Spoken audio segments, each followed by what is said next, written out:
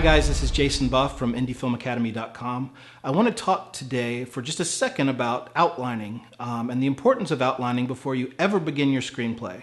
When you start writing your screenplay, you really need to have everything kind of worked out, more or less, with just the tone and what beats you're going to hit and where your story's going, how it's going to end, what are going to be some of the key moments in the story, and if they actually work together. And the only way to really see if a screenplay and a story is going to work is to, put note cards together with each scene and put them side by side and make sure that they're working. Make sure the first scene leads into the second scene leads into the third, and that everything is, giving us new information, and that we, if you're watching a scene where no new information comes, it doesn't need to be there.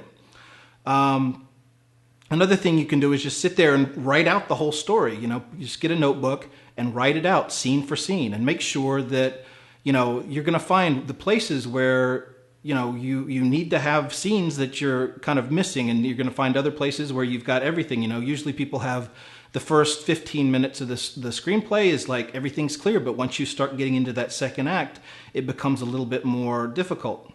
Another thing you can do is mind mapping, and that basically means doing little thought bubbles and having ideas in them and connecting those with lines and having more bubbles, and basically you start creating you lay out all your ideas in a visual form so that you can look back and refer to it. Whenever you have an idea about something, you can either mind map the whole length of the screenplay, or you can just mind map every scene. But that'll also be a source for creating where you can take those ideas that you have and put them into action. Another thing that I do, which is really, really helpful, is I'll start watching my movie. I'll write it out, and then I'll watch another movie that's kind of in a similar genre, and I'll take if you can see the actual time in the movie, each minute of the movie is a page.